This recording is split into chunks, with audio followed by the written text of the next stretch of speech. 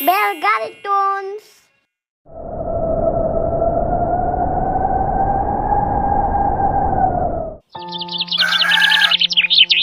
रघु जरा सुहानी को ओढ़ा दे। पूरी रात ठंड लगती रही उसे, और बेटा घर में लकड़ी बिल्कुल नहीं बची है, चूल्हा ठंडा है। हाँ माँ जानता हूँ, आज जंगल से दोगुनी लकड़ी लेकर आऊँगा। रघु लकड़ी लेने जंगल जाता है, लेकिन बाहर इतनी ठंड थी कि चलना मुश्किल था। हे भगवान, ये ठंड तो इस साल अपनी ही औकात भूल गई है। तभी एक बूढ़े काका आते हैं और कहते हैं, रघु बेटा आज बाहर मत जाना, जंगल का रास्ता पूरा जम गया है। काका, घर में माँ और सुहानी ठंड से कांप रही है, मैं लकड़ी लाए बिना वापस नहीं जाऊंगा। फिर भी बेटा आज हवा में झड़ घुला है, संभल कर जाना। रघु काका को सिर हिलाकर नमस्ते करता है और धीरे धीरे आगे बढ़ता है। जैसे जैसे वह पहाड़ी पगडंडी पर चढ़ता है, ठंड और तेज होती जाती है। हवा में एक अजीब सी आवाज, जैसे पेड़ों के बीच से किसी का दर्द बह रहा हो। ये ठंड है या कोई चीख रहा है? इतनी तेज ठंड में आज तक नहीं देखी। उसके पैरों के नीचे जमी बर्फ कचकच आवाज कर रही थी। कहीं दूर से एक लकड़ी का पेड़ गिरने की भारी आवाज आती है। रघु चौंक जाता है। हाय दैया, ये तो पूरा जंगल टूट रहा है ठंड से। अचानक वह देखता है, एक बकरी रास्ते में मरी पड़ी है। रघु ठहर जाता है। ईश्वर, जानवर तो बच ही नहीं रहे, इंसान क्या बचेंगे? उसके होंठ नीले पड़ने लगते हैं। जंगल के बीच पहुंचकर वह काम शुरू करता है। हवा फिर से तेज हो उठती है।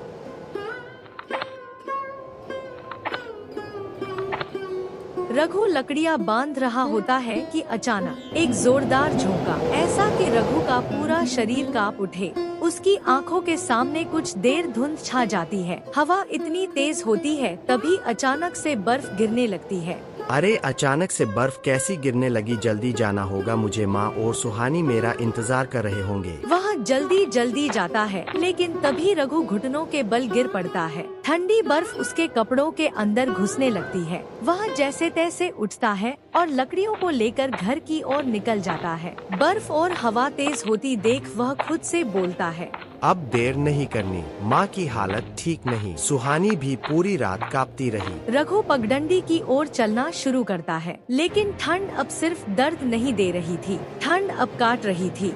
उसकी उंगलियां अकड़ने लगी, होंठ सूखकर फट रहे थे। हे राम, इतनी ठंड तो मैंने कभी महसूस नहीं की। जैसे ही रघु घाटी के मोड़ पर पहुंचता है, अचानक पूरा जंगल गूंज उठता है। एक बेहद तीखी, खतरनाक सफेद हवा एक साथ पूरे रास्ते से गुजरती है। पेड़ हिलने लगते हैं, बर्फ उड़ने लगती है, आसमान में अंधेरा होने लगता है। उसे आगे का कुछ दिखाई नहीं दे रहा था। रघु वहीं जम जाता है। हे भगवान, अब मैं घर कैसे पहुंचूंगा? रघु कुछ पल खड़ा देखता रहता है। चेहरे पर उड़ती बर्फ, आंखें लाल और पैर कांप रहे थे। अगर मैं रुका तो जम जाऊंगा, अगर आगे बढ़ा तो गिर जाऊंगा। हे भगवान, क्या करूं? वह चारों ओर नजर दौड़ाता है। अचानक एक तेज झोंका उसके पूरे बदन पर पड़ता है। रघु लड़खड़ा जाता है। बर्फ इतनी चिकनी थी कि रघु घुटनों पर गिरते गिरते बचता है। अरे बस भी कर, ठंड क्या बुरा किया है मैंने तेरा? हवा और तेज हो जाती है, जैसे कोई अदृश्य हाथ उसे पीछे धकेल रहा हो। उसके कदम भारी हो जाते हैं।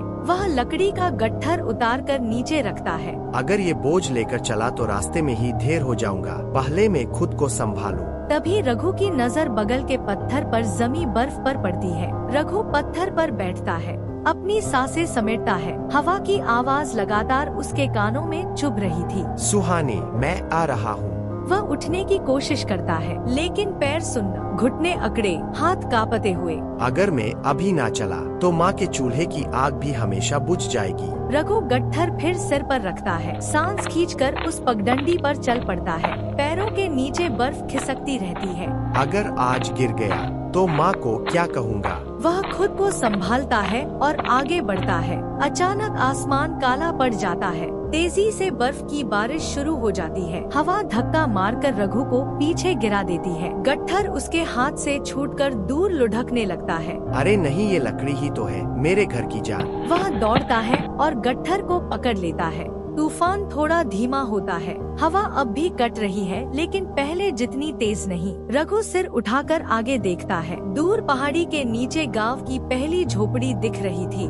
बस कुछ ही दूर और थामे रह रघु, तुझे टूटना नहीं। वह गट्ठर उठाकर आखिरी बार कदम बढ़ाता है। उसके कपड़े जम चुके थे, सांसें भारी और पैर सूखे नहीं थे, पर उसकी हिम्मत अब बड़ी थी।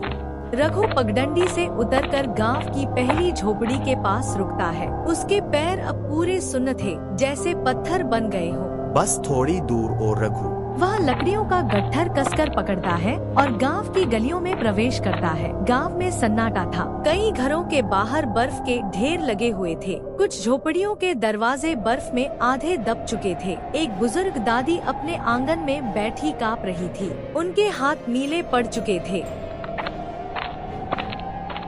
रघु बेटा तूफान में गया था क्या? हाँ दादी, लेकिन आप घर के अंदर क्यों नहीं जा रहे हो? बेटा अंदर का चूल्हा ठंडा पड़ गया, लकड़ी नहीं बची बेटा, ठंड हड्डियों तक बैठ गई है। रघु का दिल भारी हो गया। थोड़ा आगे दो युवा लड़के बैठे थे। शायद रात भर आग जलाने की कोशिश में थक गए थे। क्या हुआ, तुम लोग यहाँ बाहर क्यों हो? काका जी पूरी रात कांपते रहे। हम आग जलाने की कोशिश करते रहे पर लकड़ी ही नहीं बची।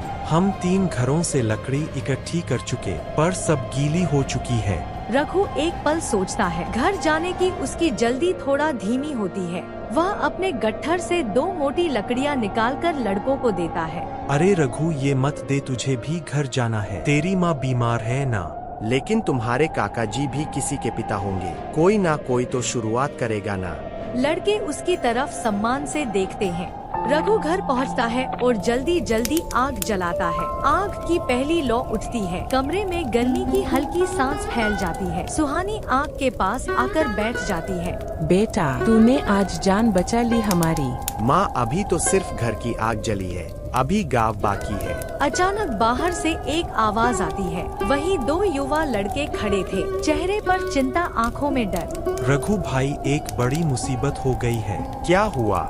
गांव के आधे घरों में खाना खत्म हो गया है। कुछ बच्चे बेहोश पड़े हैं, कुछ बुजुर्गों की हालत बिगड़ रही है। क्या किसी ने सबको एक जगह इकट्ठा करने के बारे में सोचा? सोचा था, लेकिन कोई आगे नहीं आया। सबको अपने घर की चिंता है। अगर कोई आगे नहीं आ रहा तो मैं आता हूँ। रघु अपने घर के बाहर निकलता है। दोनों लड़के उसके पीछे पीछे चलते हैं। चारों तरफ ठंड की मार, जैसे हर घर किसी बड़ी चोट से गुजरा हो। रघु गांव के बीच वाले चौक में पहुंचकर जोर से आवाज लगाता है। सुनो सब लोग, अगर हम ऐसे चुप बैठे रहे तो ठंड हम सबको तोड़ देगी। धीरे धीरे कई घरों से लोग बाहर निकलने लगते हैं। बच्चे, बुजुर्ग, औरतें, सबके चेहरों पर डर, थकान और उम्मीद का मिला जुला रंग। बेटा, हम क्या कर सकते हैं?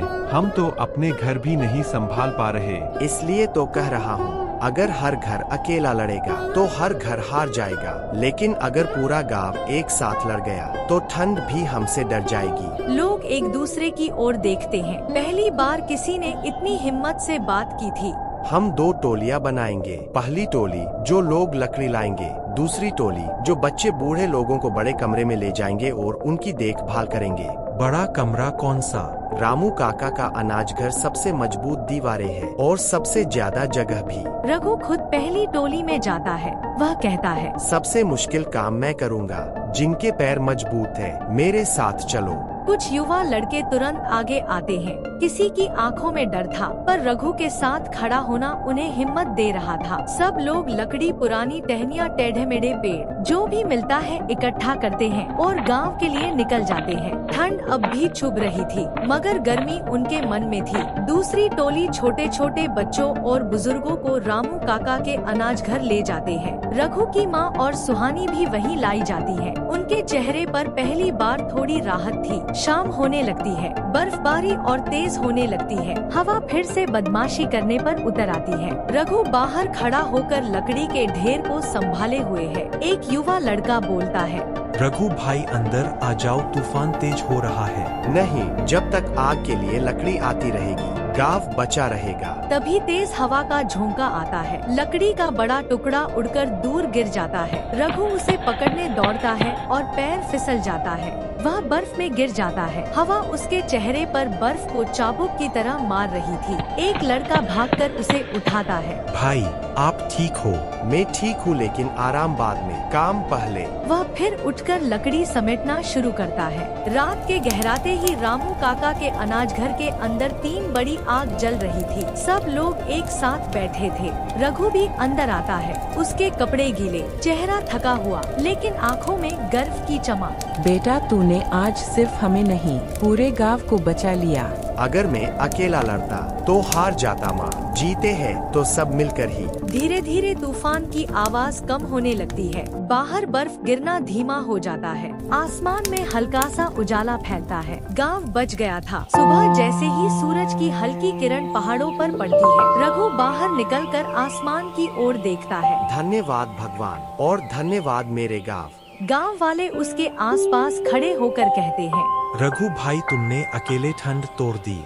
नहीं, ठंड तब टूटी जब हम सब साथ आ गए। ठंड की मार बड़ी थी, पर इंसान की हिम्मत उससे भी बड़ी।